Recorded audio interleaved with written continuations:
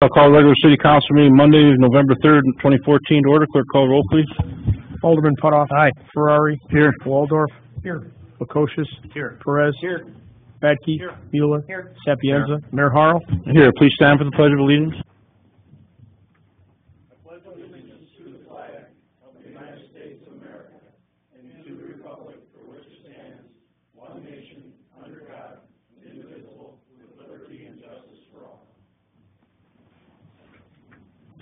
Okay, we have a presentation for economic development. Bob Vickery.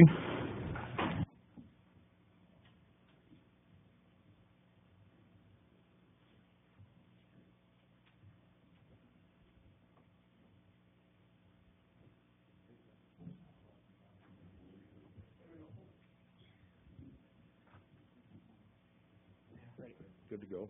All right. Thank you.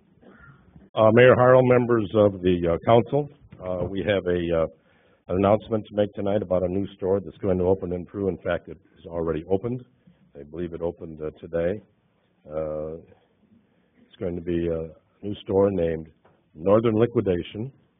It's a closeout store that's opened in Peru at the northeast corner of Route 251 and Wenzel Road. Northern Liquidation is a reseller of closeout merchandise, including the following: large appliances, new and used, furniture, household items, small appliances, home improvements, home decor, DVDs, music, jewelry, toys, and clothing, with such popular names as North Face, Under Armour, and Spyder.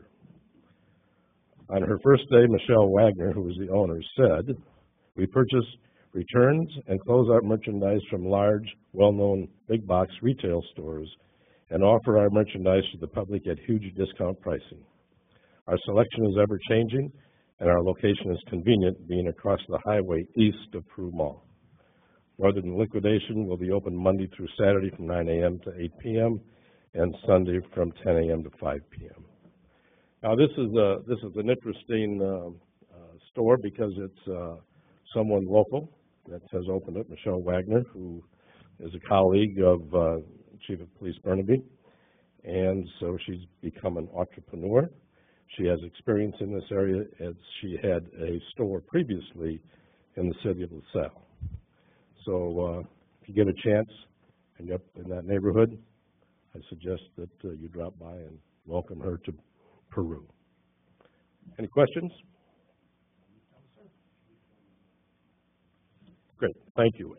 And we, just for the council, we actually have another store very close to make an announcement. I thought we would have the information tonight. I'd expect that within the next month or so. Thank you. Okay, thank you, Bob. Okay, public comment. According with the ordinance that we've passed, that we were asked to pass by the state of Illinois, if the public comment at the beginning of a meeting, any individual desiring to address and/or comment on an agenda item shall submit a paper to the city clerk prior to the start of the city council meeting containing his or her name in the agenda item to be discussed. Comments shall be limited to 3 minutes and shall be made from the podium right over here, so it is in the view of the camera recording and audio with the city council. Now we have, how many do we have? We have six on the topic of the holistic company special use permit. Okay, and they're in no particular order, or do you have them, do you think about how they came in? Take them in order. Okay, so first we have, go ahead. Ken Mullen. Your Honor, would it be better to do this right before we deal with the topic, since they look like they're all centered around the topic? Well, we could, the ordinance that we passed is at this, but we can waiver from that, and we can move till, we can do some of our business, and we can go to, once we reach the report of city attorney ordinances resolutions, we'll have the minutes of the zoning board and appeals hearing held on October 29, 2014 concerning the petition. No, that's the wrong one. And we do have a couple of comment cards regarding the EOG action. Okay, well then we'll do them right at the beginning of the city attorney ordinances and resolutions, and then we'll try and during the meeting. Well, yes. Is there any objection to that? we'll do it closer to when we'll be addressing it on the agenda for tonight. Well, what? That's fine. If that's the way it is on the agenda, that's fine. Just do them all, that's what Yeah, we might as well just. established procedure says, so. Okay, so we have Ken Mullen.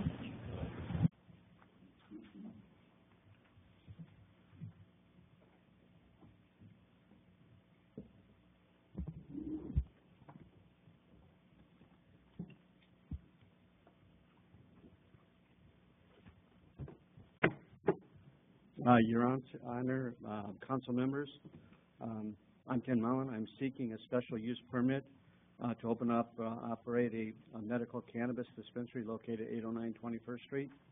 It is my understanding with some of the council members that their objection to my proposed medical cannabis dispensary is due to its location.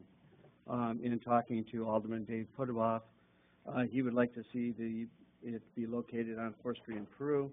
However, a survey performed by Chalmers Associates showed that the downtown Peru would be not suitable. Peru Catholic falls in within 1,000 feet of the regulation. The Peru High-Rise Adult Daycare Center falls within the 100,000-foot regulation.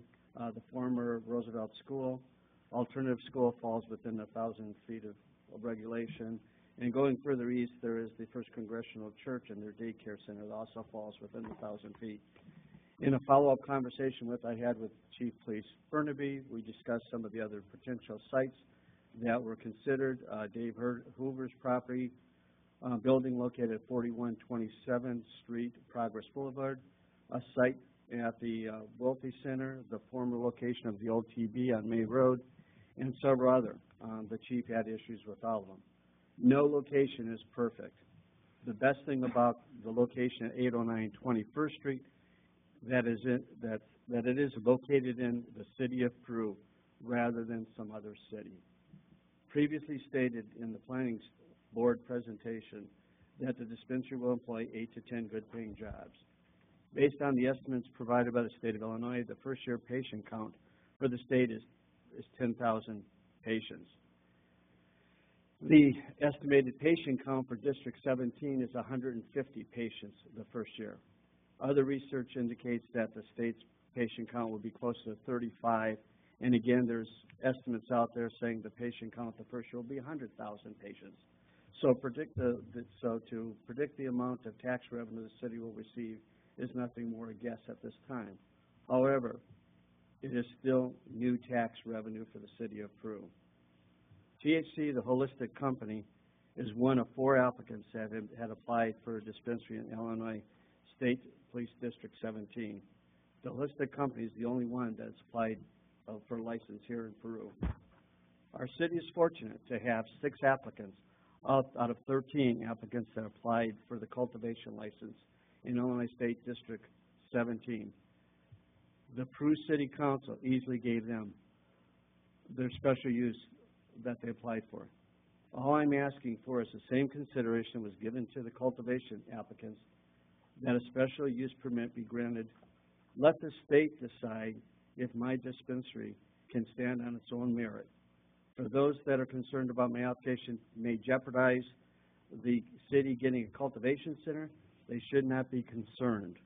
The Department of Agriculture is awarding the cultivation license based on their merit. The Illinois Department of Professional Financial Regulations will be awarding the dispensary license on its own merit. It's possible for Peru to get both. Again, all I'm asking is the same consideration that you've given to cultivation applicants, that the special permit issue be granted to me, and let the state decide if my dispensary can stand on its own merits. Thank you for your time and consideration. I appreciate it.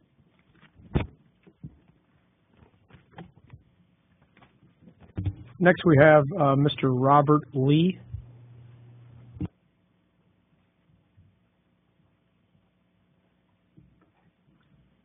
My name is Robert Lee, and thank you for the opportunity to speak before the council and mayor. I live on 2119, which is just east of the proposed location for the marijuana dispensary. I'm not against the use of medical marijuana, but I think the location is in a residential district, and I would strongly object to it. Thank you.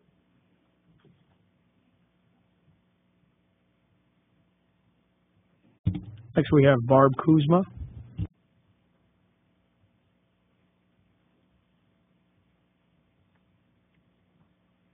Thank you. I'm Barb Kuzma. I'm a real estate agent with Caldwell Banker, and I'm also a resident of Liberty Lane, which is directly behind the proposed site for this dispensary.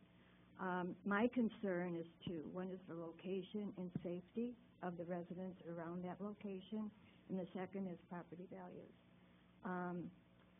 The location, there are senior individual homes directly behind the building. The patios butt up to that building. The back end, we do not have street lights. It is very, very dark back there. If there were break-ins or potential break-ins, I think it is a safety issue, and I think the residents would be a little concerned about their safety. I've lived in 13 different locations. I have to say this is the first time that I've really been concerned about my safety. We have a lot of foot traffic on that street, no street lights. The back of that building is very, very dark. So that just opens the opportunity for break-ins. We have 5 single ladies living directly behind the building, single-family residents, and they live alone, and I'm sure they're going to be concerned. It's a safety issue for them. The other thing, because of what I do, I believe that it will impact property values. These homes are in the $200,000, $250,000 range, and some of them more, a lot more than that. So we want to protect our investment. We don't want to be perceived as living in a place where people, seniors, have to be concerned about their safety. Thank you. Next, Mr. Dick Fay.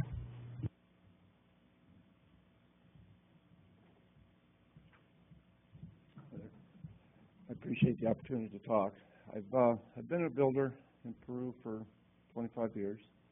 I'm a partner in the property that butts up to the new marijuana facility. Just 2 real quick concerns. We started this project 2005. With the economy, we've struggled a little bit, and this last year we come into the city. We've got 4 permits for this year.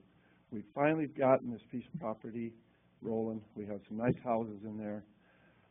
The biggest concern I have, directly behind this building, we have 2 lots that butt up to the back of this property that we have not sold yet. And I really feel that that's going to hurt the sale of those 2 lots because they're directly behind the building. And that's all I have to say.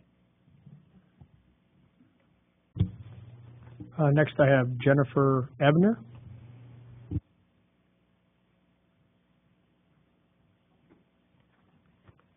Thank you for giving me this opportunity to speak. I became aware of the situation today through Facebook with Alderman Rodney Perez, and this could jeopardize my dream. I have been looking into the building, the Montessori school, for extending my child care, and it's within that 1,000-foot radius. I provide care now 18 hours a day, 7 days a week, so that parents can work and go to school and their children can be cared for. I give my heart and soul in everything that I do, and I've already spoke with the owner, Deb Zellner, of the Montessori school. I've bought much of her furniture and equipment that I have in storage for when I can potentially open my center. If I can get this center going in that building, it will be 18 hours a day, which will provide care for a lot more families than I'm able to do in my home. It will be open 6 days a week. I will need 19 employees to start, and each employee will start a little higher than minimum wage because I feel child care is more than minimum wage. The center is about helping children learn morals, values, self-respect, respect of others, understanding of self, daily life skills, as well as developmentally appropriate curriculum. Excuse me, I'm sorry. We will serve well-balanced meals and snacks. In doing so, will help shrink obesity in children. I have provided care in different settings for approximately 20 years through babysitting before high school, through high school. I've been a lead teacher of a 2-year-old classroom. I've been an assistant teacher in a different classroom. I've been licensed with DCFS now for a little over a year. And I was previously licensed when I lived in LaSalle a few years ago. I have an accountant already that's going on board with me when I open my center, as well as the assistant I have now, and a few others that want to come on that are already qualified for what I want. I care for, at this time, approximately 25 children on my books. Most of the time it's about 18 a week, depending day shift, night shift, and weekends. I am currently the only person licensed in this area, Peru, LaSalle, Spring Valley, the community area, to do nights and weekends. I have a personal drive for bettering children and giving as much as I possibly can. This is a compassion of mine. I'm a single mom. I got my degree in early childhood education back in '09 as a single mom, and I got honors. I graduated with honors. This is not something that I take lightly. My biggest concern is the fact that if this goes into this location, I'm not going to be able to do what I've already taken the steps to try to form, with opening at the location on Marquette Road. I have clients that now love the fact that I do an in-home setting, but they are very willing to move on if I open a center because they know that it won't be like any other center. It will be above and beyond the care that children get now, and much more than they get, and they deserve it. They really do. So I'm sorry for being so worked up, but thank you for your time. Next I have Mr. Don Fike.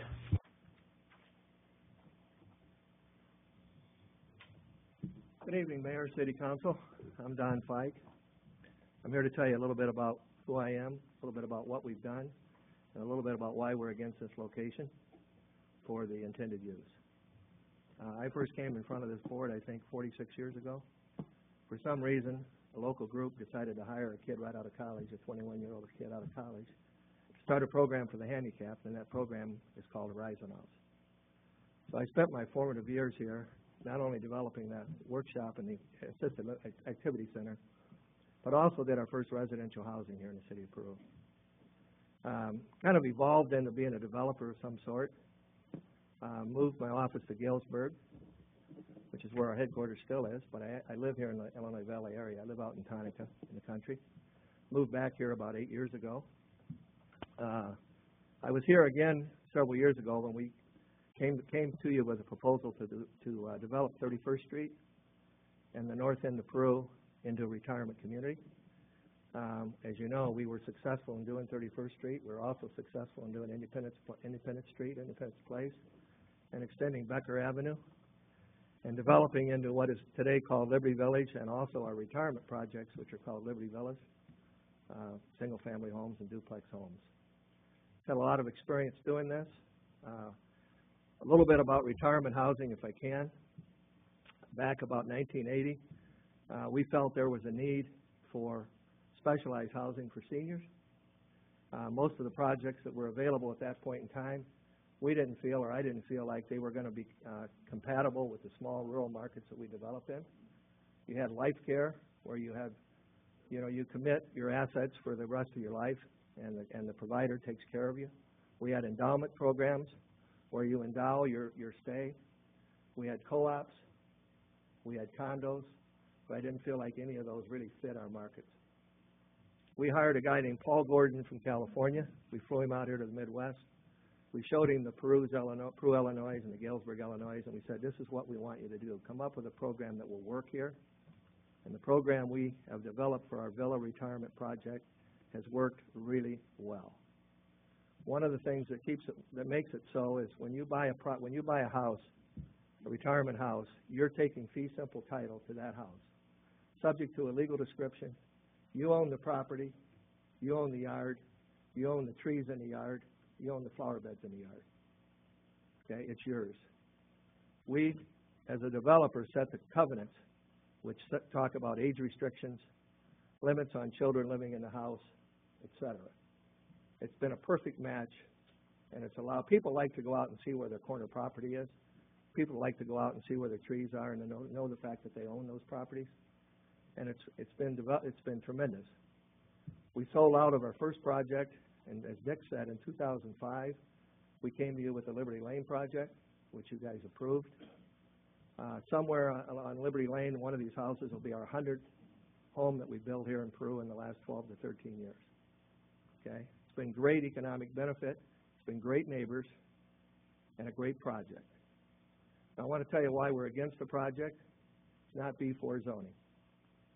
I was looking at the zoning ordinance that you folks passed in March for the dispensary program, and it says it's a special use need in a B4 highway business district zoning. I think that says it all. That's the ordinance that was passed. This is not B4. This is not highway district. We feel like it's going to have an impact, or certainly the homeowners do. They're taking their risk. The development project on Liberty Lane, in terms of development costs, will be somewhere north of $7 million. There's 30 units there, 6 townhouses, 24 single family, 6 duplexes, which we're actually going to be coming back in to rezone for single family, because the single family product seems to be a little more desirable. If you're talking 30 projects. You're also talking to Stowe Group. They came in after us. We had several meetings with the Stowe Group about mutual planning, engineering, that type of thing. We did not object. I want to make it real clear. We did not object to the Stowe Group. And the reason we didn't, it's housing. And that's what we've developed up there. We've developed a housing neighborhood, a housing cluster. We knew the Stowe Group had experience. We knew they maintained their property. We knew it was going to be a great need, meet a great need for a lot of people, and it's worked beautiful. Barb talked about some of the people that have moved in. Many of them are from Peru. Many of them are not. We had a gentleman move in from Las Vegas, Nevada. You can imagine that. He moved from his retirement home in Las Vegas, Nevada to Peru, Illinois. And I think that says it all about the need for our project and the acceptability of it. So yeah, we're definitely against it. We think it would be harmful to our project. We're not against the usage. I want to make that clear. I think B4 zoning is what you're looking for. And from talking to several people in the community, this was approved in March, by the way. So the developers had 7 months to find a B4 site. For some reason, have not been able to do that. I have a feeling that we could go find him a site tomorrow if we wanted to. So again, I rest my case on behalf of our homeowners and behalf of us as developers. We hope you turn this project down. Thank you. That's the last comment card I have on that topic. I do have a comment card regarding the sand transfer proposals of the EOG action for tonight, and that's Mr. George Marple.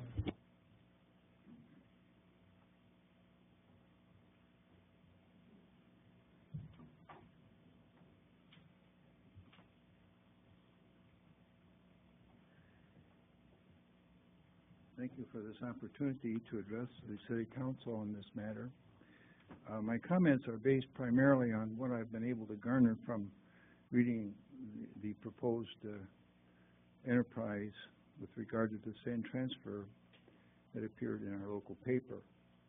So the comments that I have or the questions that I have may already be answered, and I apologize if that's the case, but I have some concerns with regard to this project. And one is that I'd like to know what benefit the city will derive from this project. Since the city, I understand, has sold the railroad spur, it does not control the flow of, or will benefit from the flow of that sand on that spur. So I'm wondering just what the city would benefit directly from that. I also would like to know what cost the city would incur from the location of that project up there.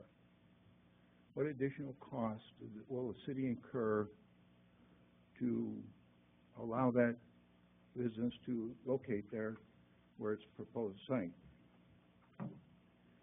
I would also like to know who is going to be responsible for the deterioration of the roads.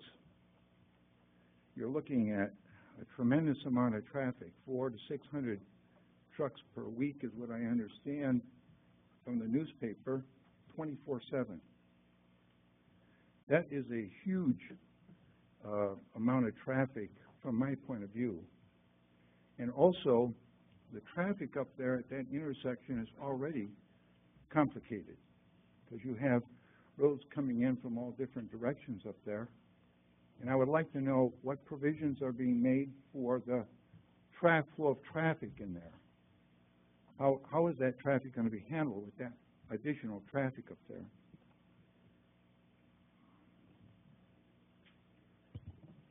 I'd also like to know what provisions is being made for the land that is not going to be immediately used.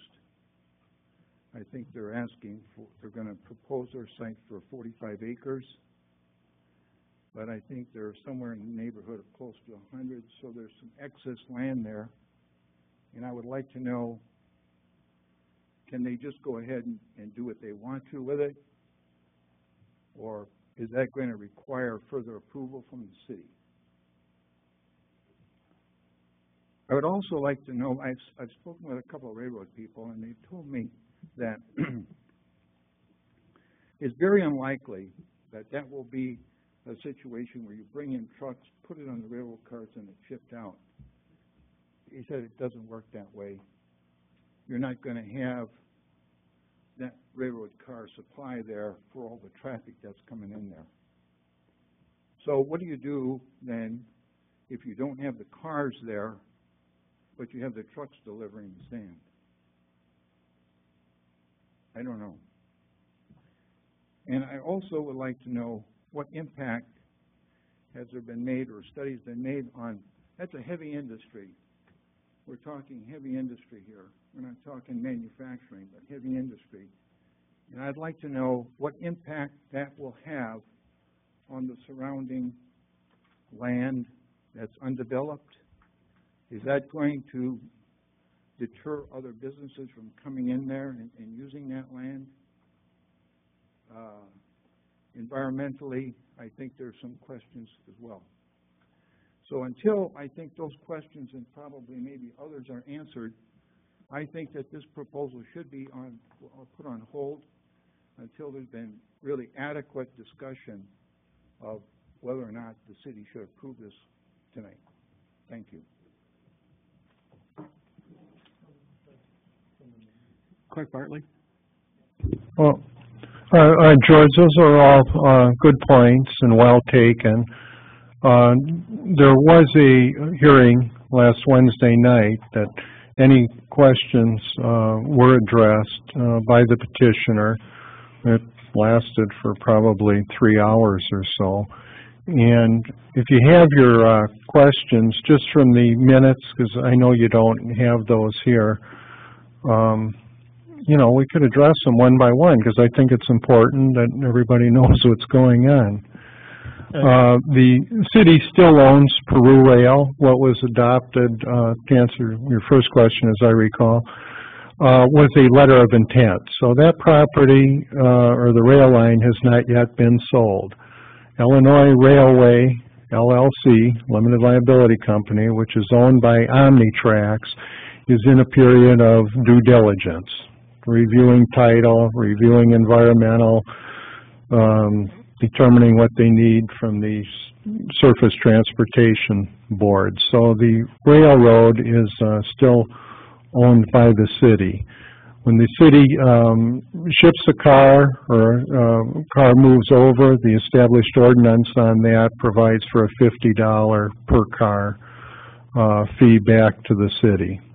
So to the extent, if it's sold, the property's sold, then it's going to all be up to Illinois Railway and Burlington Northern Santa Fe or BNSF.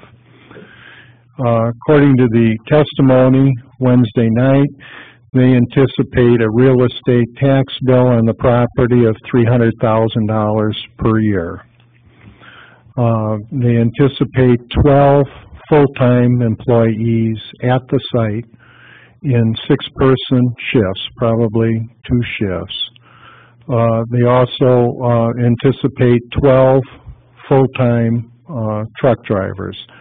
And those truck drivers are controlled by dispatch. And they're paid on an hourly basis, not on a per load basis, according to the testimony.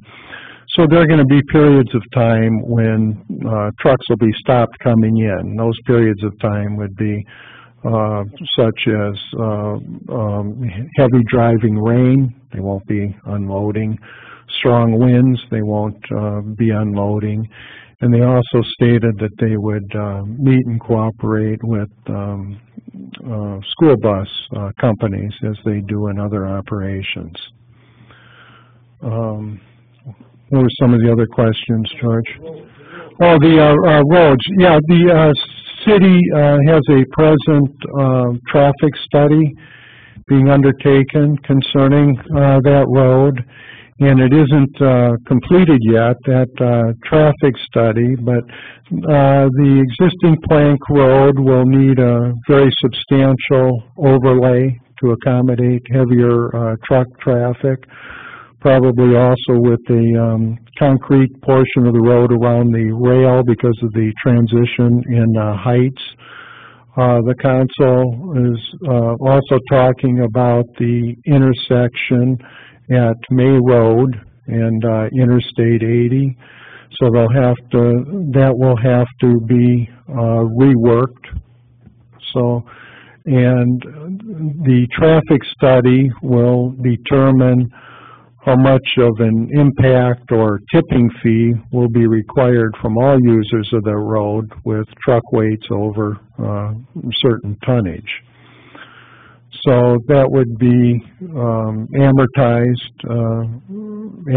the cost of the improvement of that road. How much that'll be, that study's been authorized but has not yet been determined, but that would have to be imposed equally upon users of the road. On the environmental issue, the trucks are hopper trucks that come in, so they unload from the bottom, and then the unloading from the bottom, the fall to the conveyor, according to the testimony, is less than 1 foot, and then the conveyor is enclosed that then dumps in the rail card, and then there's a bag filter system above that captures any dust that's created by that. They also have air monitoring system to determine any silica in the ambient air and whether they contribute anything to that. That they need an IEPA permit, but you can see the amount of dust or anything on this would be very minimal because there would be no outdoor storage of sand. And that's in the proposed special use ordinance. It says, there's no mining on the property. This is strictly a transload. But there should be no storage of sand or other aggregate materials on the property other than in truck, because it's brought in by truck, rail cars, and or an enclosed structure. So you won't see any outdoor storage of sand like you saw in the paper Friday night or so.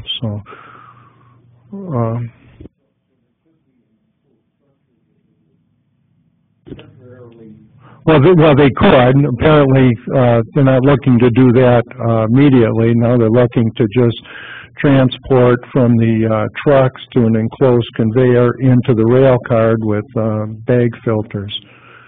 And I'm sure the gentlemen right behind you are from EOG out of Fort Worth, and they'd be more than happy to address any questions you have, because one of the neighbors to the north of there attended the hearing Wednesday night, and she's otherwise an attorney, so they met with her privately, spoke to her on the phone on a couple of occasions that I am aware of, and she has a residence out there, and obviously she was satisfied with the response because she had no objection to the petition, and that's in the minutes.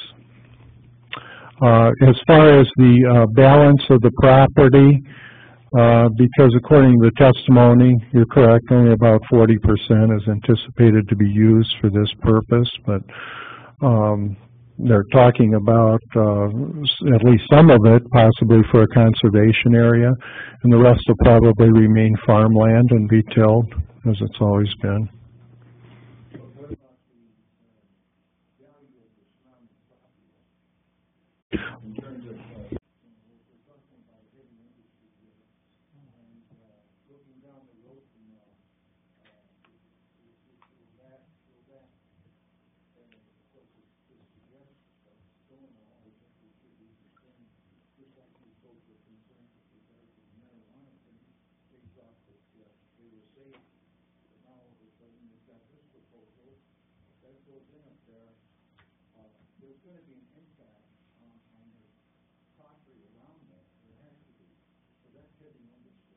Well, there's no question about that, but the property is already zoned manufacturing. Yes.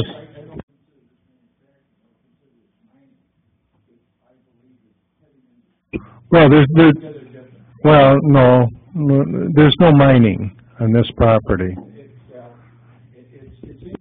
It's a product with mining, but there is no mining on this property.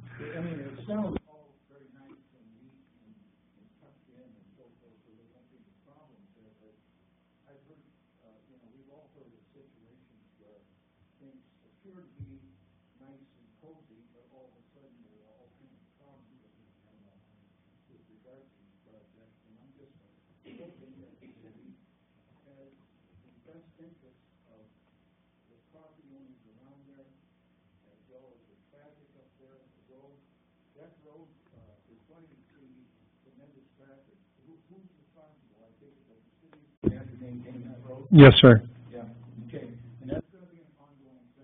Yes. No, and that's why there'll be an impact or tipping fee imposed.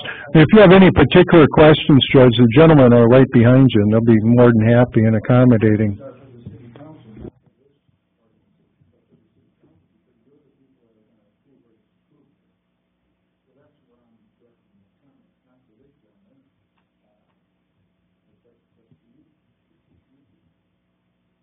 I think it's worth the time to go through all of those items, and if EOG has a response for any of those questions, you know, please feel free to do that, because obviously everybody here wants the answers before you do locate. So.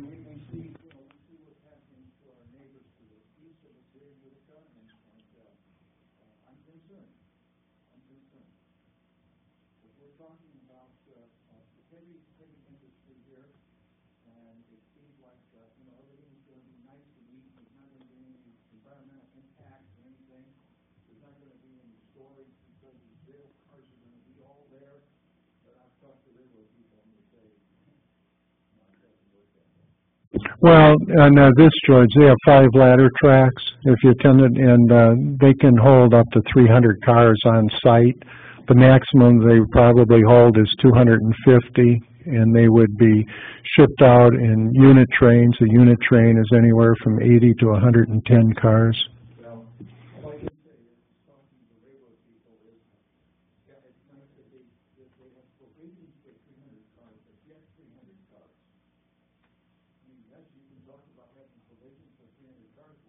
300 cars. Well, I believe they own their own cars. This is a large company, frankly. And I think they specifically said there was no storage on site, and that's one of the provisions in the ordinance. No, outdoor storage. Yeah. Outdoor storage on site, so that's one of the provisions that they accepted. I do have a couple of questions, since maybe I could ask them and might resolve some of the concerns. For the gentleman in the back from the EOG, that's the stormwater pollution prevention plan. Could you tell us a little bit about that? Alderman Perez, they do have a public comment card, and gentlemen, if you do wish to discuss this, it'd be a lot easier. For the purpose of the recording of the meeting, particularly with questions from council, if you would come to the podium and answer the questions, so they'd be on the recording for the council. You're not required to answer the questions, obviously, but you're welcome to. Well, Mr. Werning, why don't you both come up? Anybody has any questions? I mean, that's why you have a public hearing, and we went on for 3 hours, but they've been very forthcoming, I thought, with anything raised at the public hearing by members of the Plan Commission, but go ahead. Thank you. My name is Gordon Goodman, and I'm the Director of Environment, Safety, and Pipeline Integrity with EOG Resources. I'm not sure specifically what you're looking for in the stormwater prevention plan, but the permitting process, it's regulated by the Illinois Environment Protection Agency. And so the first thing we have to do is we have to write in a letter of intent, and this has to be submitted prior to any construction on the site. And along with that comes that stormwater pollution and prevention plan that we have to provide. And so what we've done so far is we've looked at the contours of that property and really taken a close look at where the drainage will flow. And the stormwater prevention plan is really designed to make sure that any materials that could get in the stormwater are managed. So in our case, those materials would be sand from our operations, and the other one would be we may fuel locomotive on site. And so those are the two materials that we have to worry about getting in stormwater. So as we understand how the stormwater flows, we'll put together the stormwater plan. And within that stormwater plan, as you heard tonight, there's 40% of it will be developed and the rest won't. Most of the part that is developed will be left in either agriculture or conservation. We haven't really decided yet, but what we found with that land is that just naturally is going to drain as it is already. And in terms of the stormwater and the stuff that's developed, there's a couple things that we have to do. We have to design a storm sewer system to catch that water, and it'll go to a retention pond. And that retention pond will allow for any sand to settle and us to test to make sure there's nothing in that, so that then we're allowed to actually discharge that. One of the things that we're doing on locomotive fueling is, because that is a worry and that is a concern, is we've used in other areas, it's called a drip pan. And basically you roll and you sit that locomotive on top of the drip pan, you fuel it up, and if there's any spillage or any flow off that engine, it goes into that drip pan, it's captured in a sump, and then we get a vacuum truck to come in and vacuum out that fuel. And so we've used that in other places, and we've never had that fuel go off site and get it to our stormwater. So the other material that could be in our stormwater is sand. And what we have done before is if there is any sand, and because this is we're not storing any of the sand outside, there really shouldn't be any material getting into our stormwater. But if there is, what we do is it settles in that pond, and then at the right time we can actually come out and take that sand out of there to make sure our retention pond is there, and we can actually dry that sand and use it, because that sand's worth money to us. I mean, that's a product that we're buying and selling. And so that stormwater prevention plan, as I say, has to be in place both at the construction and during the operations. And the IEAPA, I'm sure, will come out and audit us, and they'll probably come and inspect, which they do regularly unannounced. So it's on our best interest to make sure we're in full compliance on that stormwater plan. Does that answer your question? Yeah, I think it does. Okay. So that's something that we can review. The plan that you are going to put in place for that, that's something that we could review at any time. I'm sure that would be fine. We'd be happy to let you know. What about the ambient air sampling? I guess you have a program with that also. Could you mention that to the public and Yeah, down on it? the Illinois Environment Protection Agency requires us to get an air permit, and they're set up to protect us and make sure that our air is protected. And so again, as we work on putting that application in, we have to basically determine what our emissions could be. And for this operation, it's very small because, again, it's mostly enclosed. We have no outside storage of sand. It's very direct, and so very small emissions. That's what we're required to do. And again, the IEPA does come out and they'll do inspections, they'll do audits, and every year we actually have to provide a report to them to demonstrate that we're complying with the rules that they govern us in terms of our emissions. What we have done in other areas where we've had sand operations is we've looked at putting in a voluntary ambient air sampling program. It's not required by law. It's not required for us to do, but we believe that it's important for us to understand if our operation is contributing any dust or any sand, silica to the background. So in other words, there's dust and probably silica in the air that we breathe already. What we want to understand is if there's any contribution by our operation, and if any. So this program that we put in place, we've got Dr. John Richards, who's really a North American expert on ambient air and silica. He's been working in the field for over 35 years. He's a third party. He works for a lot of other clients. He works for other clients that don't just do sand. He does other things. And we actually put him in charge of setting up a program for us.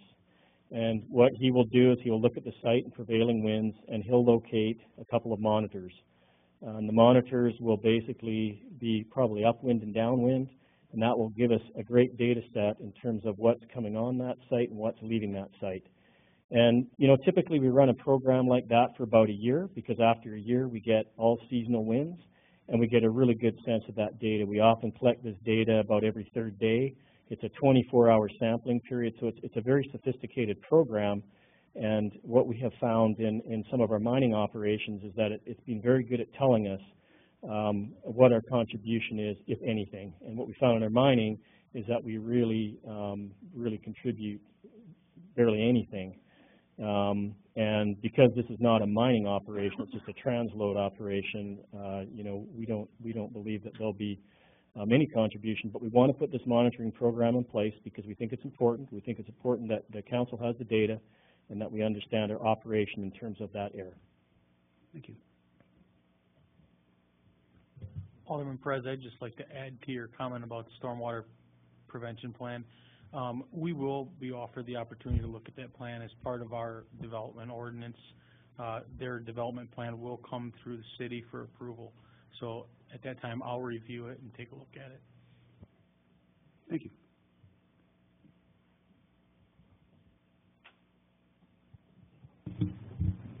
Any additional questions by anyone?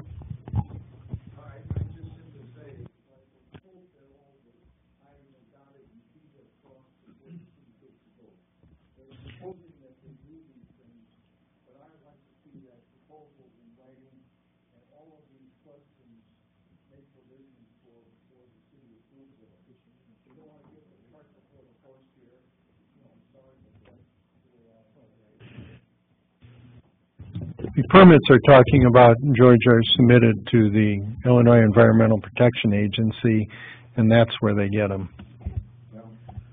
And then their development plan is then submitted to the city also.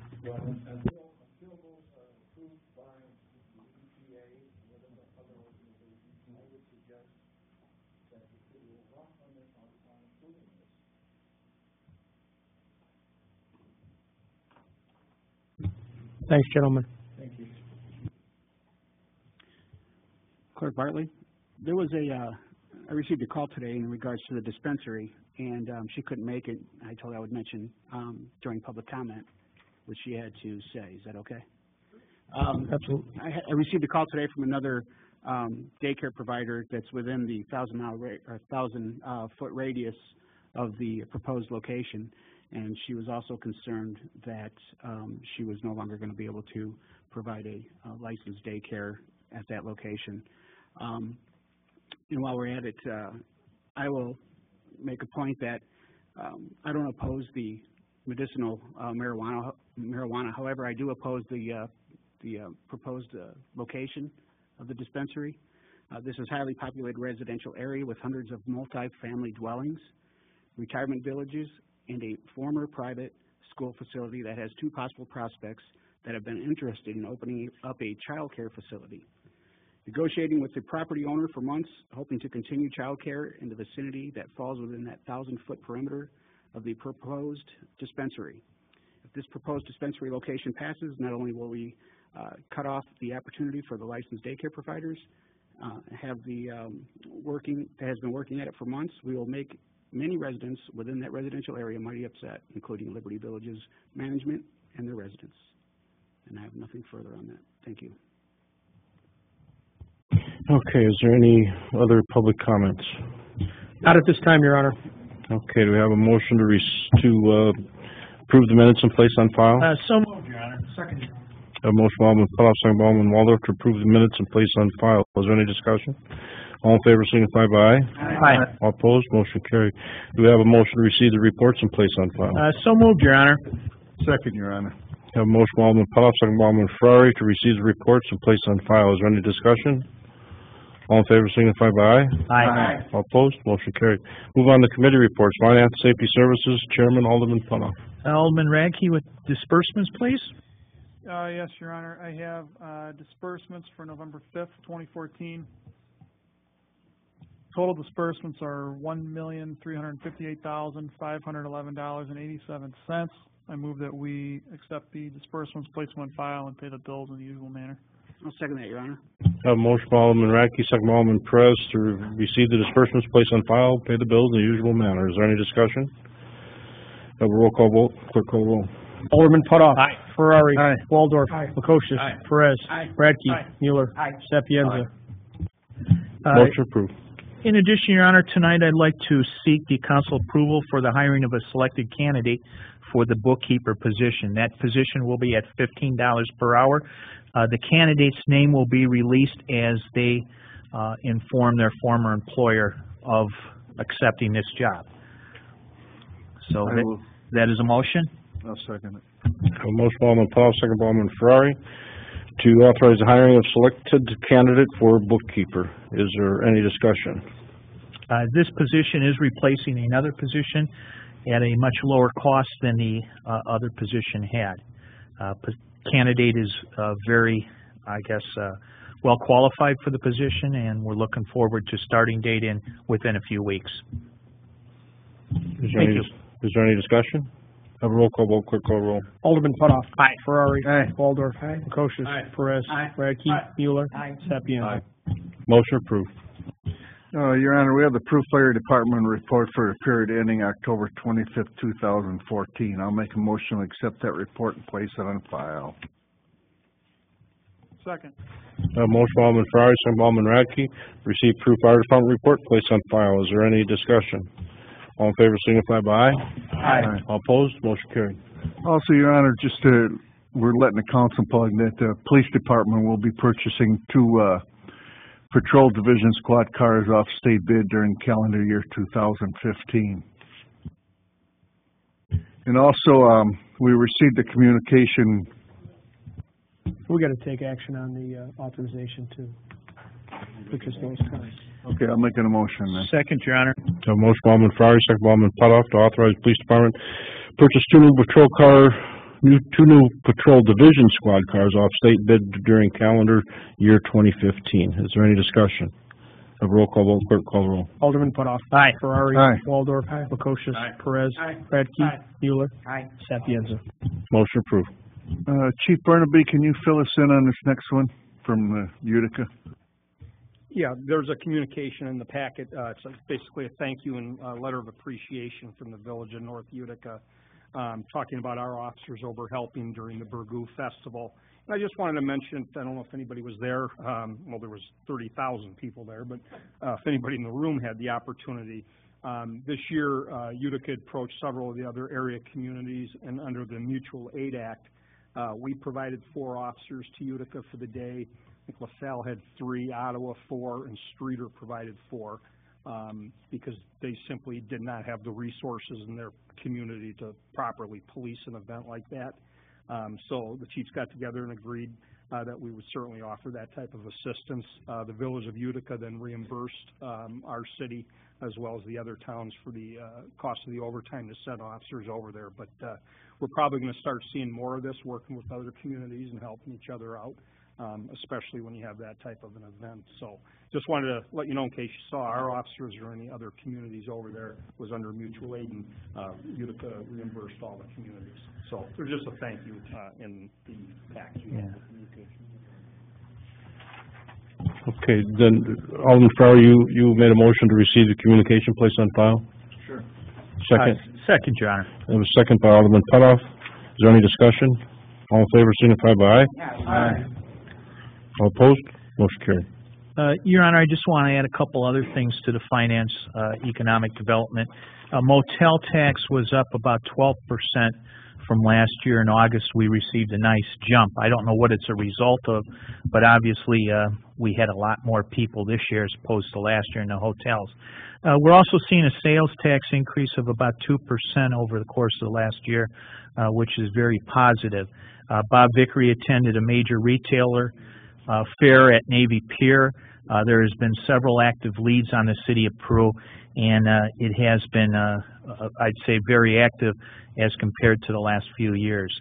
Both our online programs getting a lot of hits and also a lot of calls, so that's a very positive point for us as a city. The downtown business grant program is off to a good start. There are several people who are using the renovation grants for their storefront, so that's been positive with the downtown. That's all I had, Your Honor. Okay, Public Services, Chairman Alderman Waldorf. Yes, sir. We have the electric financial report. Alderman Lukosius, please. Yes, the electric financial report for the month of September 2014, and during this period we showed revenues over expenditures in the amount of $423,643.47. I'd like to make a motion that we accept this report and place it on file. I'll second that, Your Honor. I have a motion by Alderman Lukosius, second by Alderman Mueller, to receive electric finance report and place on file. Is there any discussion? All in favor signify by aye. Aye. All opposed? Motion carried. Next, Your Honor, I have the Electric Department monthly operations report. Actually, we have two of them for August and September of 2014. First, the report from August. During this period, total kilowatt hours sold amounted to charges of $2,199,212.14, and the city saved purchase power avoided due to the hydro generation of $102,022.07. I'd like to make a motion that we receive this report and place it on file. I'll second that. I have a motion by Alderman Lukosius, second by Alderman Sapienza, to receive electric department monthly operations report for August and September, or just for August. For August, and place on file. Is there any discussion? All in favor signify by aye. Aye. All opposed? Motion carried. Yeah, next, I have the September 2014 report for the electric department, and during this month we sold 22,932,823 kilowatt hours, which amounted to charges of $2,302,051.35. And during this month, purchase power avoided due to our hydro generation was $73,933.76. I'd like to make a motion that this report be received and placed on file. Second that. Motion by Alderman Lukosius, second by Alderman Sapienza, for the electric department operation report for September 2014 and place on file. Is there any discussion? All in favor signify by aye. Aye. All opposed? Motion carried. Your Honor, I have the City of Peru revenue and expense report for the Water and Sewer Fund as of September 30th, 2014. This report shows in the current period revenues over expenditures in the amount of $25,217.37. I would like to make a motion that we receive this report and place it on file, please. I'll second that, Your Honor. I have a motion by Alderman Waldorf, second by Alderman Mueller, to receive water financial report and place on file. Is there any discussion? All in favor signify by aye. Aye. All opposed? Motion carried. Next, Your Honor, I have the City of Peru water and wastewater treatment plants report for September 2014. This report shows on the water treatment side that total water produced was 75.2 million gallons. On the wastewater side, at our east plant, we treated 66 million gallons. And at our west plant, we treated 24.4 million gallons. I'd like to make a motion that we accept this report and place it on file, please. I'll second that, Your Honor. Have a motion by Alderman Waldorf, second by Alderman Sapienza, to receive water wastewater treatment plant report and place on file. Is there any discussion? All in favor, signify by aye. Aye. All opposed? Motion carried. Your Honor, I'd like to make a motion to authorize the hiring of the selected candidate for the Public Services Administrative Assistant position. I have the pleasure of sitting in on the last two interviews, and it was very difficult choosing between these two people. They were both very qualified. We did choose one, obviously, and are not ready to let her name out at this time, as we're not sure that she had notified her previous employer. So I will make that a motion. I'll second that, Your Honor. Have a motion by Alderman Waldorf, second by Alderman Lukosius, to authorize hiring of selected candidate for Public Services Administrative Assistant. Is there any discussion? Could you give us a little update on her background a little bit? Good, please. Doug, want to take care of that? Yeah, we'll certainly, once she gives notice to her employer, expect a start date of December 1st. But I think you'll find a very impressive resume, a bachelor's degree from Loyola University, I believe, in marketing and business management, and extensive background in both the administrative assistant field as well as marketing. So I think the person's going to be able to help public services. That person does work, obviously, for the mayor's office and for the finance office, if they ever need that, as well as economic development. So I think we covered a lot of it with this individual. I will share that the individual is a Peru resident, but again, she has to give notice to her employer. Thank you. Okay, we have a motion and a second. If there's no further questions, we'll have a roll call vote. Clerk, call the roll. Alderman Putoff. Aye. Ferrari. Aye. Waldorf. Aye. Lukosius. Aye. Perez. Aye. Radke. Aye. Mueller. Aye. Sapienza. Motion approved. Next, Your Honor, I'd like to make a motion to authorize the purchase of a 2013 demo unit street sweeper from Johnson North America in the amount of $195,000 with the trade-in of our 2001 Sterling street sweeper. This, we've had a couple of different demonstrations. We were looking for a demo, thinking that that would save the city some money. This one came up, and according to Joe Kramer, our mechanic, it was this was the unit that we needed to go ahead and purchase. This will, by doing this, we will save the city, give or take, about $60,000. So I will make that a motion. I'll second that, Your Honor. Have a motion by Alderman Waldorf, second by Alderman Lukosius, to authorize purchase of a 2013 demo street sweeper in the amount of $195,000. Is there any discussion? I do have a question. Have we ever considered going out for a bid process on equipment like this, Alderman? You would go out basically for quotes, not necessarily bids. It would be very difficult to write a bid spec for exactly because every company offers a little different option, if you will. So if you wrote an exact spec, it could be a proprietary type thing where you might not have everybody comparing apples to apples. So in light of the age of the old one, the mechanic and Jeff primarily have spent a lot of time with the various companies that do provide them, looked at their models, their demos, and when it came right down to it, the recommendation from the mechanic was to buy this particular unit. If he was going to recommend a purchase, it would be this unit, and the company said it would be about $65,000 with a 180-day delivery, but they'll warranty this as a brand new unit. It's only got demo hours. What's the new one valued at? In this particular case, it'd be about $255,000 if we ordered this today. What did we get for trade-in? Any idea? Well, It's a paper thing. I mean, to be honest with you, they said, we negotiated down a little bit to 195 with the trade, and they said, but we don't have to take it. If you want to keep it and it's your problem, you deal with it. And we said, no, take it away. It's been in the shop It's been aged, lot, and it's on had a a lot of weekly repair, and we basis, did yeah. get our money out of it. Obviously, we got it in 2001. It was a demo back then, Joe said. Saved the city a lot of money back then by buying the demo. It had the warranty, but, so anyway, that's Joe's recommendation and his explanation. It's a little different model than what we currently have. For example, one of the things is, it has a separate unit called a catch basin cleaner, so it gives the officers, no, it's not gonna have officers, the employees on it, they'll be able to do a little more, cleaning with the leaves and that sort of thing. So essentially, we were in a need for a street sweeper, and you saved about $65,000 with this effort. Exactly, and we could get it now versus 180 days. Okay, we have a motion and a second. If there's no further comments, we'll have a roll call vote. Clerk, call the roll. Alderman Putoff. Aye. Ferrari. Aye. Waldorf. Aye. Lukosius. Aye. Perez. Aye. Radke. Aye. Mueller. Aye. Sapienza. Motion approved. Your Honor, I'd like to make a motion to authorize a change order in the amount of $294.56 to Lajinsky Concrete Finishing for the 2014 Curb and Gutter Improvements Program. I'll second that, Your Honor.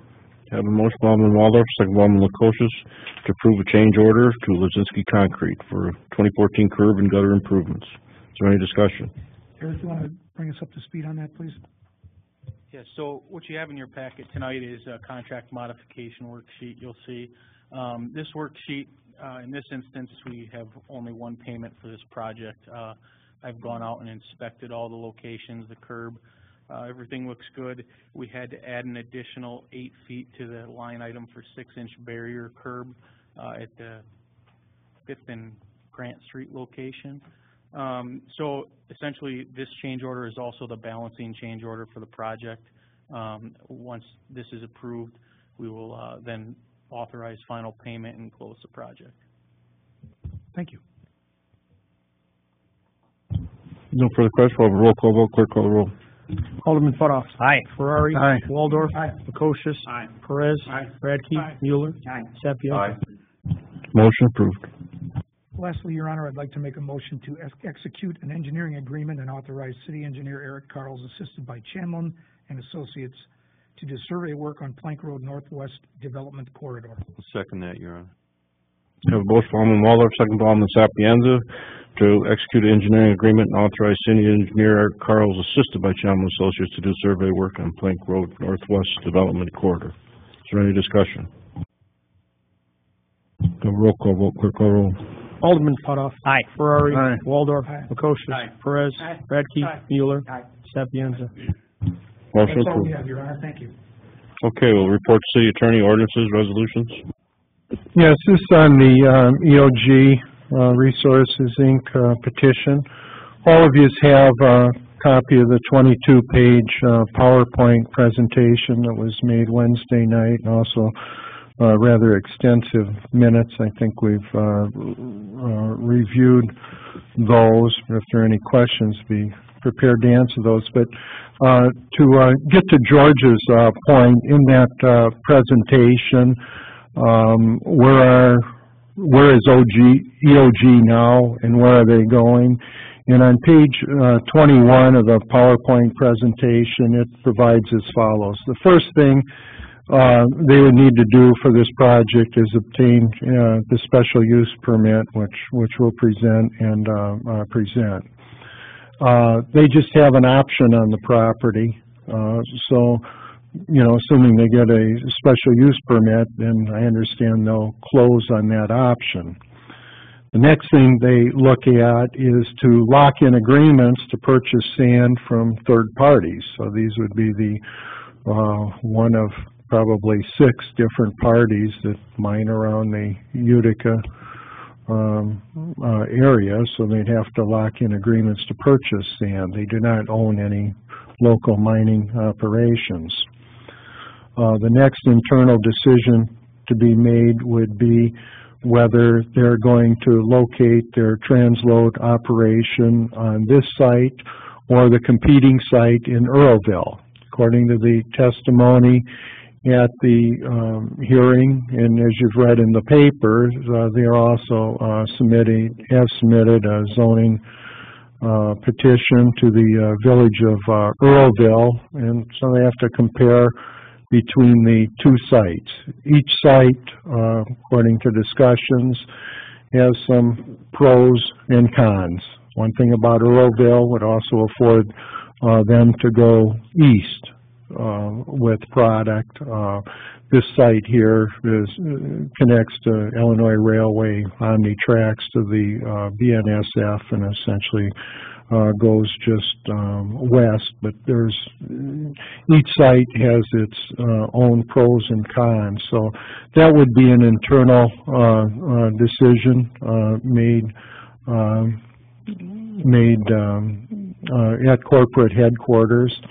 And part of that decision would be to lock in railway rates with BNSF and OmniTracks. So there are different rail rates, whether they connect at Earlville or whether they connect here. So there are that would be another financial matter. So they need the internal review approval prior to construction. Then they'd have to finalize an industrial tract agreement to connect to the main rail line. If the city has Peru Rail sold to Illinois Railway OmniTracks, well, then they're just dealing with Burlington or the BNSF and OmniTracks, which they'd otherwise have to deal with regardless. If the city doesn't have the railway sold, we already have an established per-car user fee. And then the next and final step, which would be a condition preceding to construction, would be to obtain from the Illinois EPA air stormwater permits for the project, and also to obtain from the city the driveways to connect to the Plank Road and Donmar Avenue. So that's what was presented as the path forward. So the first would be to entertain a motion to accept those minutes. So moved, Your Honor. Second, Your Honor. I have a motion from Alderman Paul, second by Alderman Lukosius to receive the minutes of the Plan Commission hearing and place on file. Is there any discussion? Corporate Counsel, everything that you read off there, would there have to be a separate ordinance in place for that, for those specifics there that they had mentioned through their presentation to the Parliament? No, sir.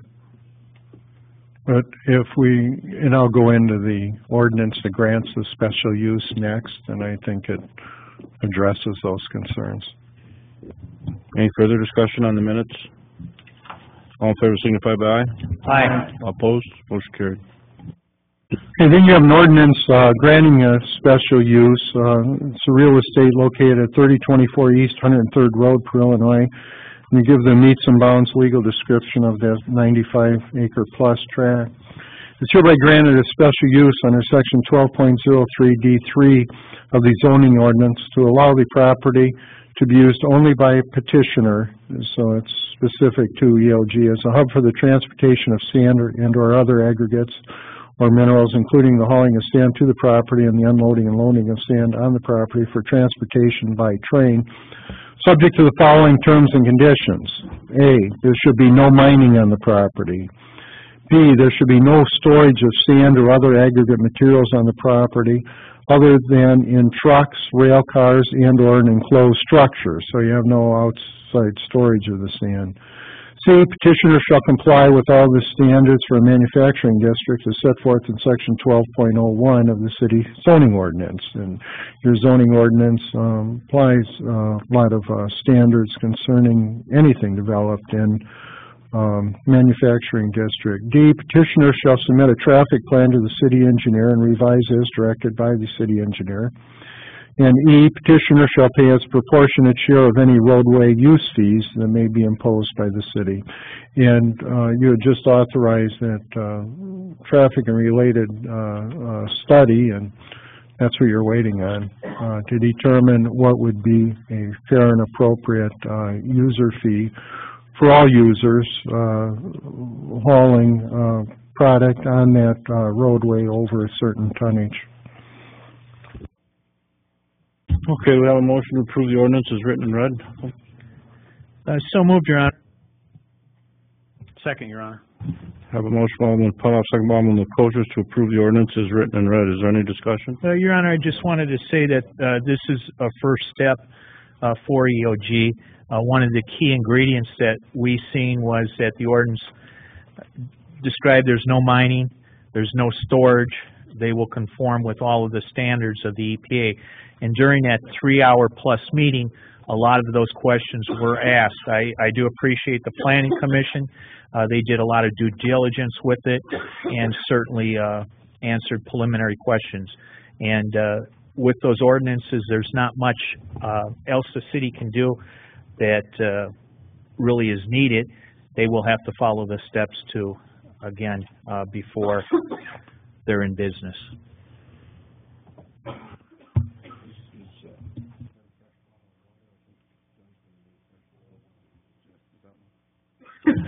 Okay, we have a motion and a second. If there's no further discussion, we'll have a roll call vote. Clerk call roll. Your Honor, there's sitting through this, and there are some things that, as far as transportation goes, and the roadways that and fees that aren't in place yet. And I just, I'm going to vote present on this at this point, just for the fact that I don't oppose doing what they want to do, but there's just some things that I'm not comfortable with going forward at this time. Okay, have a roll call vote. Clerk call roll.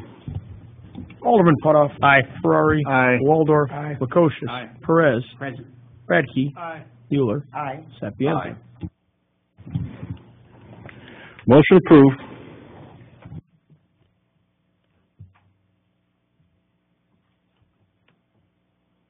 Next, you have a report of the Zoning Board of Appeals concerning the petition of David Anglebar seeking variances for property at Lot 10 on Herbert Street in Faru. Again, everyone has a copy of that report for those variances, which was unanimously recommended by the Zoning Board of Appeals. There were objectors, 2 objectors at that hearing concerning the variance, but it was recommended.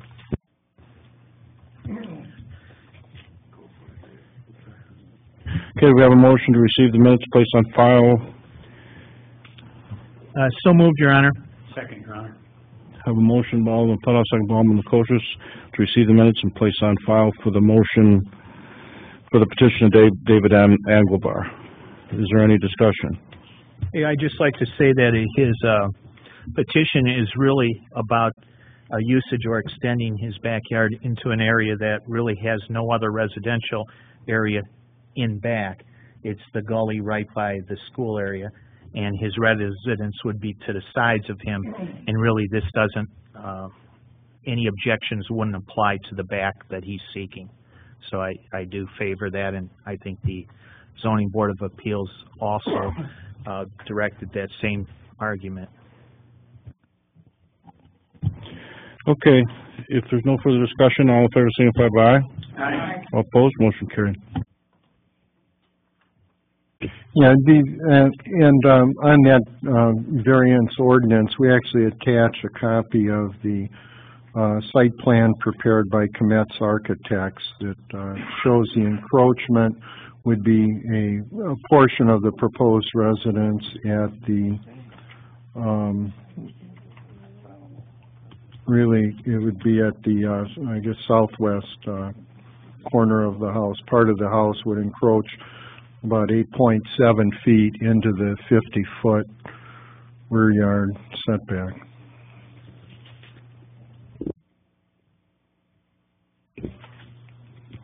And that's the ordinance to grant that variance.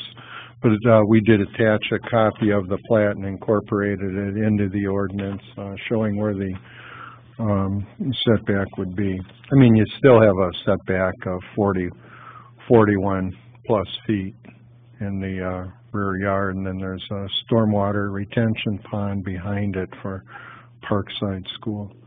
Okay, we have a motion to approve the ordinance as written and read. So moved, Your Honor. Second, Your Honor. I have a motion by Alderman Putoff, second by Alderman Lukosius. Is there any discussion? All in favor, we'll have roll call vote. Clerk call roll. Alderman Putoff. Aye. Ferrari. Aye. Waldorf. Aye. Lukosius. Aye. Perez. Aye. Radke. Aye. Mueller. Aye. Sapienza. Motion approved.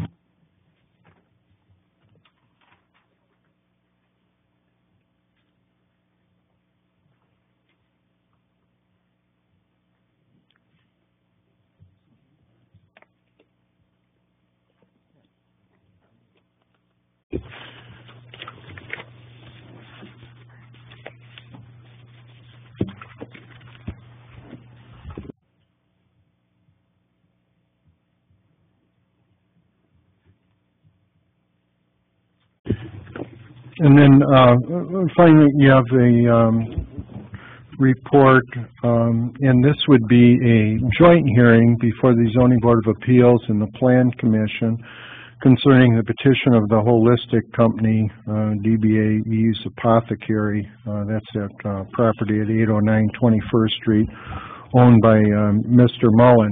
And the reason why it's a joint hearing is, one, the petitioner sought a text amendment to the zoning ordinance. So the procedure on a text amendment, which becomes a general amendment to the zoning ordinance, requires a recommendation by the Zoning Board of Appeals to the Plan Commission. And then the Plan Commission then makes a recommendation to the City Council concerning that text amendment. And then, assuming that text amendment would be made, then, and only then, would you then consider whether the subject property would be granted such a special use. As was stated previously, the medical marijuana dispensaries are presently only allowed in a B4 Highway Business District zoning classification. As you know, the cultivation centers are only allowed as a special use within a manufacturing district. What the petitioner had a petition for then is to, one, seek a general amendment to the zoning ordinance that would also allow dispensaries within a B5 office business district. That would be step number one, and then if that text amendment was allowed, then he was seeking that the subject property be granted such a special use. The ordinances were prepared, and that's why they're on the agenda, because there was no direction, affirmative direction one way or another given by the Plan Commission. Normal procedure would be if something is approved, we prepare the ordinances. If it's denied, we don't prepare the ordinances. Here their final vote was 4-4, so you never know which way something's going to go, so that's why the ordinances were prepared, and that's the reason why they're on the agenda. So the minutes, my voice last year, were one, to seek that text amendment and that special use. Mr. Mullen stated he desires to establish a medical cannabis dispensary on the property, introduce proposed interior plans of the building, which devotes approximately the north half of the north building on the property to that use, with the south half of that building, according to testimony, for a chiropractor, massage therapist, and possibly an acupuncturist, which he termed as a wellness center. And as he said, he had previously looked at other properties in a B4, and then he didn't consider his own property until after the Montessori school closed. He stated there are 4 applicants for medical marijuana dispensary that filed for State Police District 17, and his application is one of the 4. It still cannot proceed unless there was a state permit issued. Security would be an infrared alarm system with double entry and biometric and sweep card access. It had previously made arrangements with the local bank so there'd be no cash on site overnight. In response to questioning from Member Biederstadt, he stated there'd be no consumption of product on the premises, which otherwise is not allowed under state law. It would otherwise be patrolled by a plainclothes officer and have security cameras. No one would be admitted unless they were a patient and cross-checked on the Illinois Department of Public Health database.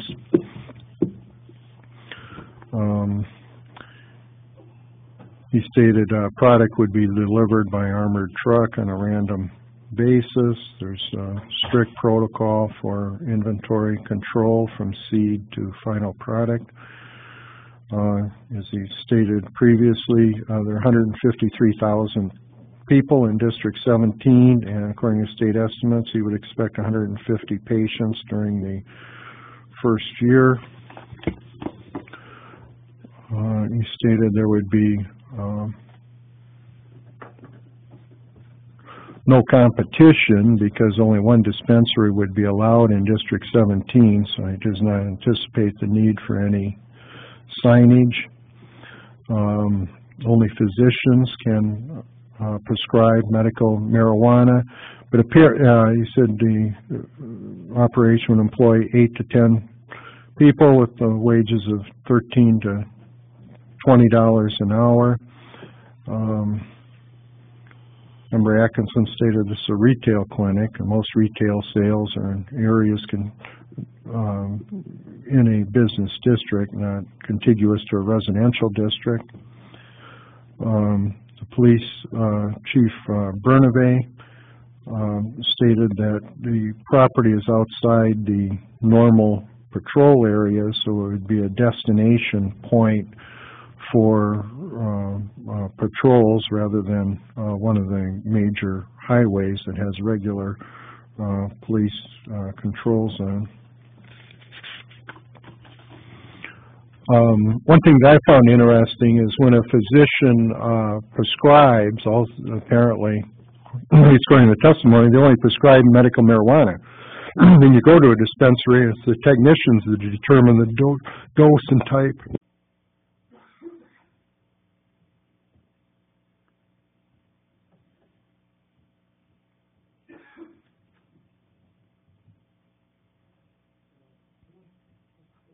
All right, we have a motion to receive the minutes and place on file. So moved, Your Honor. Second, Your Honor. Let me just state, the Zoning Board of Appeals voted not to recommend the text amendment to the Plan Commission. That was their recommendation, but then the Plan Commission split 4-4 on the text amendment recommendation to the City Council. Then the second ordinance, or the second motion that was entertained was whether this property should be granted such a text amendment, and the Plan Commission split 4-4 on that, but the 4-4 votes weren't the same Plan Commission members, so.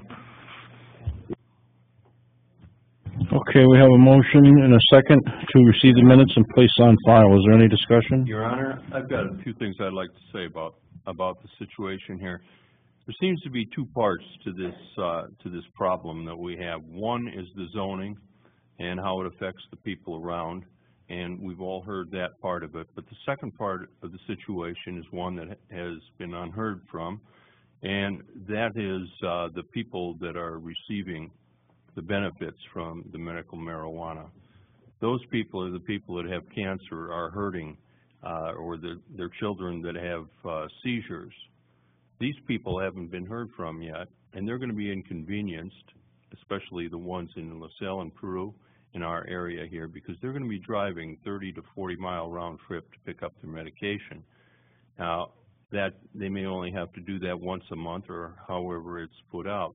But those people are going to be the ones that are also going to be inconvenienced. And as far as security goes, marijuana is one of the least drugs that there are. We we're so concerned about the security of the building and who's going to be hanging out there. It's not going to be like that. I'm sure it's not going to be like that. Pharmacies don't have all this security. And they carry drugs that are morphine drugs. Some of the 3 top illicit drugs come right out of there, and they're coming out of morphine. They also carry seizure medications. All these require blood tests. Marijuana, like I said, is one of the least drugs that there are. It's not a problem drug. It's not a problem drug. Why would someone break in to get marijuana, one of the easiest drugs? Chief, you can maybe back me up on this. It's one of the easiest drugs to get, isn't it? Well, I mean, from your experience with you might have to ask somebody else that question. All right, let me go on. I'll retract that question. But it's one of the least drugs. Why would someone want to risk breaking into a marijuana clinic that has some of the highest security when what they're after is crack and coke and some of these illicit drugs that are based from morphine? So my problem here that I've dealt with is who's being put out the most. These people that are the sick, that have the pain, and I have seen personally the effects of marijuana on people, cancer victims with pain that have no other recourse than to use that for pain. I've seen that personally, and I can attest that that is the only thing they could come up with. And of course, back then it had to be an illegal drug that they got. But I do know that it does work. So to those people tonight, I'm afraid that I have to offer my apologies on my vote. I am going to be putting them out because there's no other place in LaSalle Peru to get it, because someone chose the wrong spot to put a dispensary, and I feel sorry for them.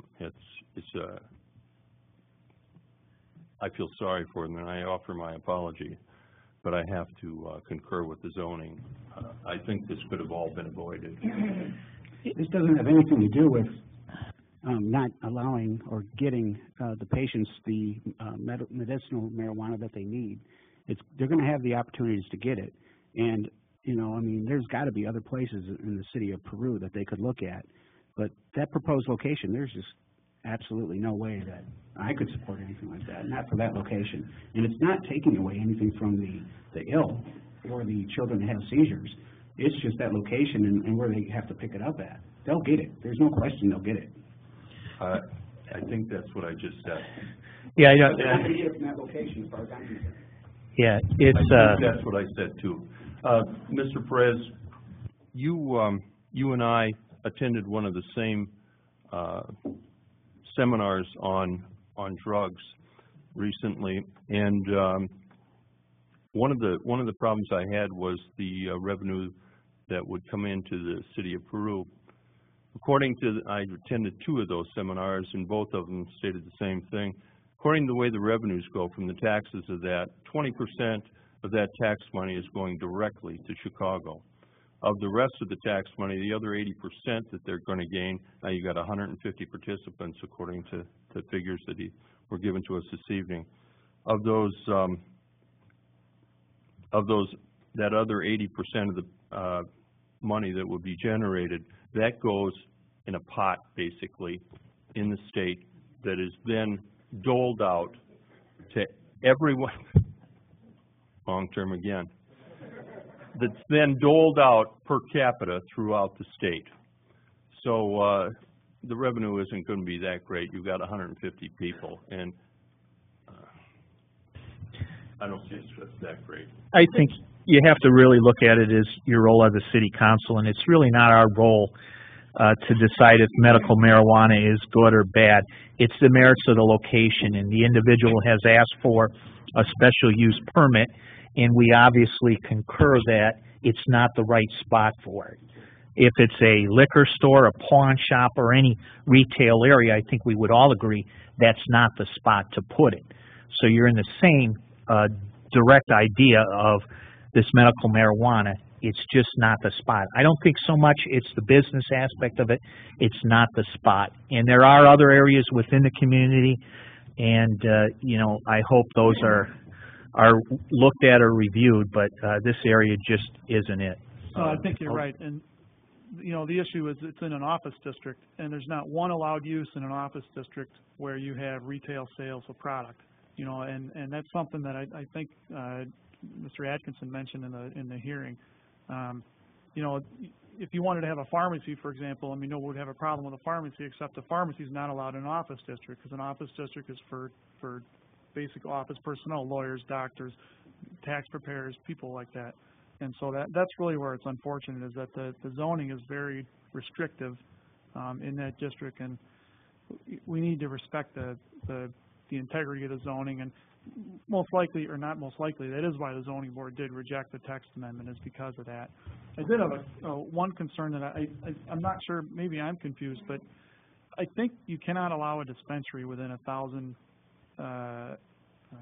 feet of an existing school. That is correct, or daycare. There's nothing that says that a new school could not be created within 1,000 feet of an existing dispensary. Is that correct, or no? DCFS wouldn't allow, for example, let's say they passed it and the young lady in the back wanted to open it, DCFS wouldn't approve that location. Okay, that's news to me, but okay.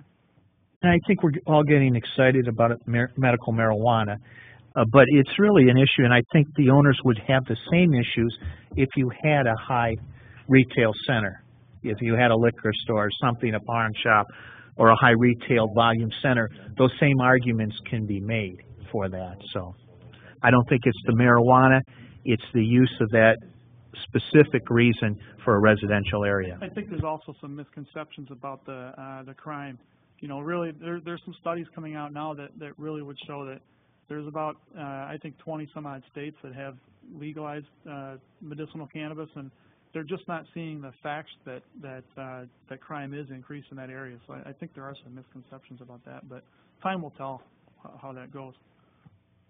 Okay, we have a motion and a second for approving the minutes and placing on file. If there's no more discussion, all in favor signify by aye. Aye. All opposed, motion carried.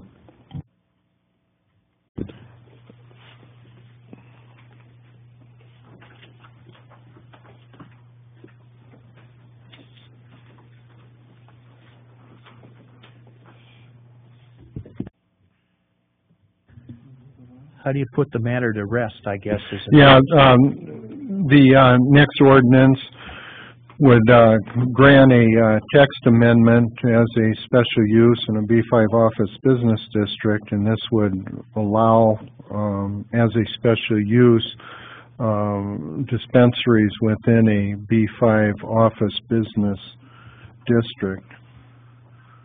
To put it to rest, if you will, you might entertain a motion to adopt that ordinance, and then everybody votes against it, if that's the general sentiment. Can I make a motion to deny the ordinance? Well, you wouldn't make a motion at all. Just no motion at all. Just no motion at all. Yeah. I mean, the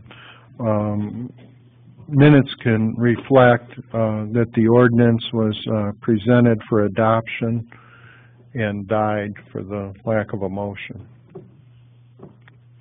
So do we have a motion to approve the ordinance as written and read? Okay, do we have a motion to approve the ordinance as written and read? You have a motion to approve the ordinance as written and read. Okay, the ordinance dies due to lack of a motion. Then there's no reason to even present the ordinance granting the special use. No, a second ordinance would be moot. Okay, you have a resolution?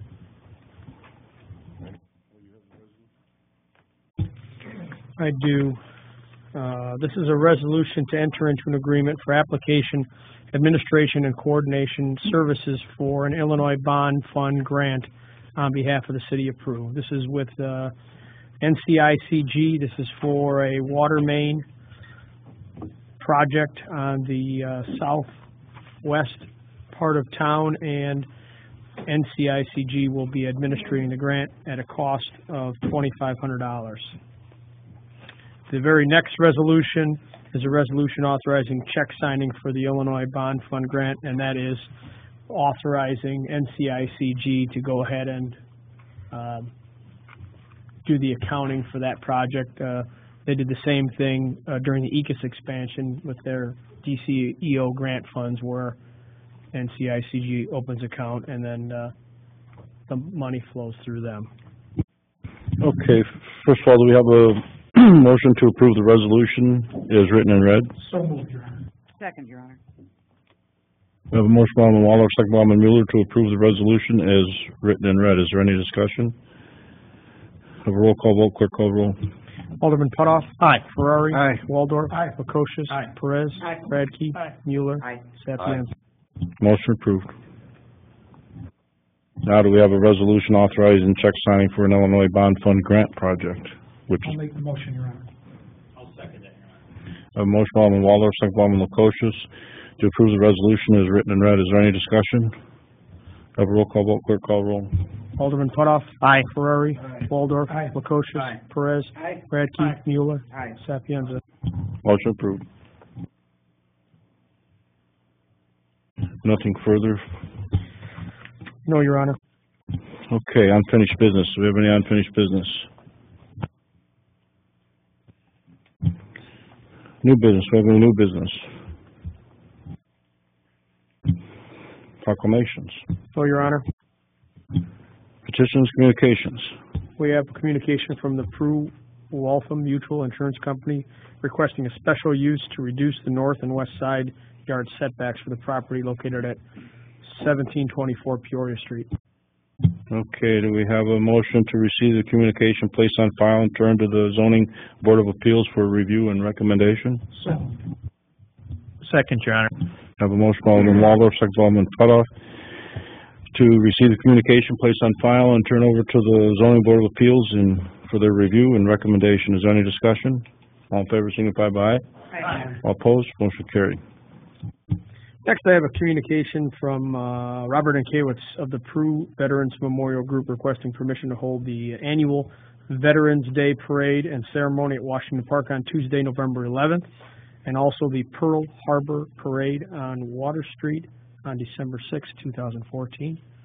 And send our best wishes out to his family as he's been ill for a couple of days, and wish him the best. I'll make a motion that we allow that. Second that. Have a motion by Alderman Waller, second by Alderman Sapienza to receive the communication from Robert Ankiewicz requesting permission to hold a Veterans Day Parade and Ceremony at Washington Park on Tuesday, November 11, 2014, and a Pearl Harbor Day Parade on Water Street on December 6, 2014. Is there any discussion? Hopefully well in time for those activities, because both of those parades would not be as entertaining as they are without Mr. Ankiewicz. So, Hey, Clerk Bartley, do we have a actual time for those? The Veterans Day is at 10:45, and then they march into the park at 11 a.m. And the Pearl Harbor Day, I do not have a time for, but we will get those times out on the, it's usually about 10:30. Yeah. We assemble 11 o'clock parade, something like that. I'll put both of those on the city's website.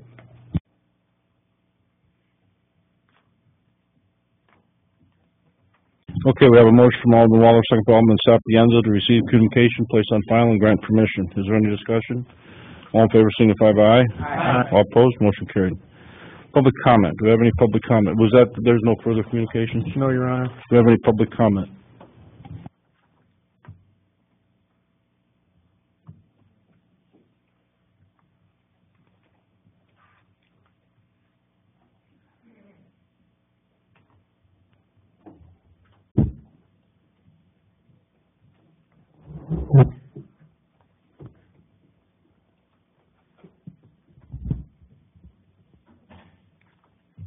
My name is Rob Martin. I attended the council meeting on the 20th. I have a couple questions for you guys. First one's for Mr. Swikert. At the council meeting, you told me to retain an attorney. You also told me that you would be sending me a letter. Yes, sir. I did say I'd send you a letter, but frankly, I went on a couple-day vacation. When I got back, CMSI, the city's insurance carrier, had sent you a letter, so anything I would have sent would have been same thing or redundant. Okay. I've gotten a letter from CCM. Yes, that's the representative of the city's insurance company. That's not my insurance company. That No. would be your insurance company. That's but correct. That's not mine. No, that's the city's carrier. Okay, you told me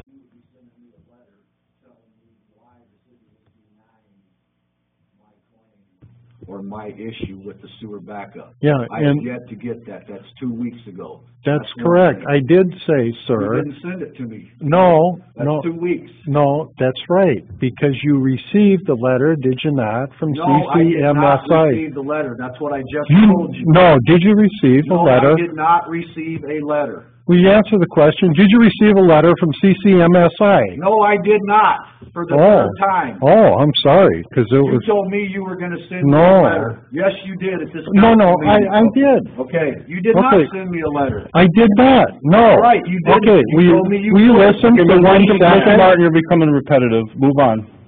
Repetitive, okay. Okay, would you, I also sent a FOIA request. I asked for specific things. I asked for a water report for the test, but nobody could produce it. Now, all of a sudden today, I get some cockamamie letter from Test telling me that they tested for chlorine from my pool for a sewer backup. There's a water test that needed to be done that day for sewer backup, not chlorine, Doug. Everybody here knows that. Why didn't I get that in the FOIA request? don't ask me, I never saw your FOIA request. Would you like to see it again? I've never seen it in the first instance, sir. You didn't, you responded to the request. Some of your emails are in this FOIA request. So don't tell me you didn't see it. Where did you file the FOIA request With the city of to? Peru. Okay. And it says. Okay, will you relax for 1 second so we can have a proper discussion? Okay, just settle down. If you have some questions, you can go ahead and ask them respectfully, and he'll answer them if he can, okay? So yelling and raising your voice. Okay, no, let's back up just a second. Because I told you I was gonna send you a letter. That's correct. I did not send you the letter because when I came back from vacation, there was a letter that I had received that was addressed to you from CCMSI. I don't have it. It may have been addressed to you. No, it wasn't, sir, would you relax? I said it was addressed to you. Isn't that right, members of the council? I don't care what you say. I don't have it. It's Okay. not my insurance company anyway. No. Why would I be getting? Will you relax letters just from a the second, insurance company? please? Because they did send you a letter. If you didn't receive it, there was some miscommunication because I and all members of the council got a copy of the CCMSI letter that was addressed to you and Ms. Maybe that didn't get Eister. provided along with everything else in the FOIA request. Could that be possible? Well, maybe. Could be. And that letter, incidentally, I think the letter ought to be put on the city's website as far as that goes. Because it's very self-explanatory, and that's why I did not send you a letter. It may be self-explanatory to you. That's not my insurance company. I didn't file the claim. I don't know who the people are. But if you want to go that way, okay. Here's an email from Dave Bartley to your insurance company. It says right here, I spoke with Marilyn Seth from CCMSI following her receipt of the email. Marilyn stated that an adjuster had been to the Martin house today. Marilyn asked if it was the city's desire that the claim be paid, and I responded, yes. I noted the interest of the council was to be fair and reasonable and for the matter to be resolved quickly.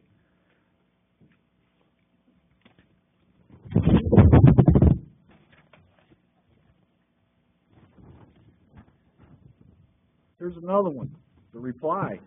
Marilyn, the homeowner attended Monday's regular council meeting and addressed the council during the public comment portion of our meeting. The homeowner, as we have discussed, is becoming increasingly agitated by the process and the timeline. The council and the mayor want the matter resolved. If you want it resolved, why don't you resolve it? As I explained in our phone conversation Monday afternoon, the city has accepted responsibility for the backup that occurred. The city does not have a written policy detaining the exact line we use to determine homeowner or city liability. The city has customarily used the curb as the line, but as usual, there have been exceptions. The city is asking for your guidance and expertise in determining a fair and reasonable reimbursement of the homeowner's losses based on your submittal. Our hope is that you process and finalize the claim with the IML quickly. This is from your own people. If the mayor and the city council want to resolve it, then why aren't you resolving it? Sir, I do not resolve the claim. If the mayor and city council want to resolve it, they can resolve it, okay? That isn't the issue. You know, you partly created a big part of the problem, as I understand it, because you submitted a claim. I didn't submit any claim. You never submitted anything to the city. No, I did not.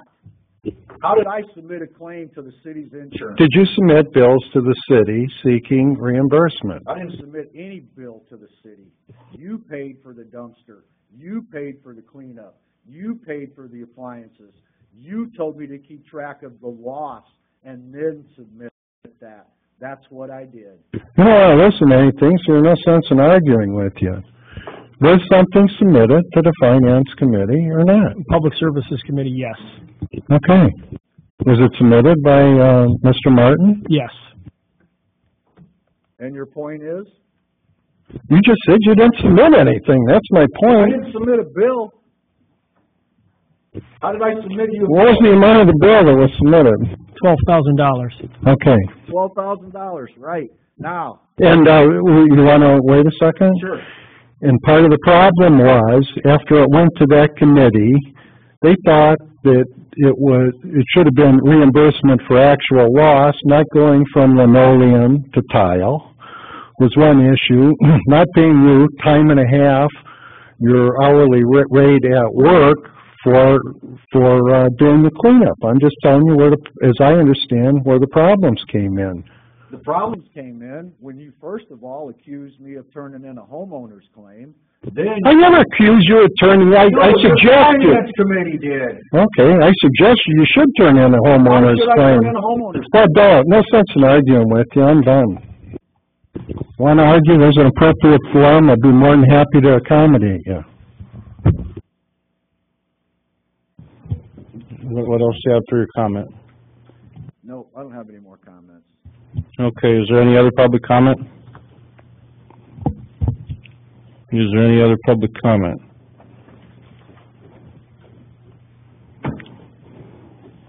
Any other public comment at this time? Closed session? We have a motion for adjournment. So moved, Your Honor. Second, Your Honor. We have a motion by Alderman Ferrari, second by Alderman Mueller for adjournment. All in favor, signify by aye. Aye. All opposed, motion carried.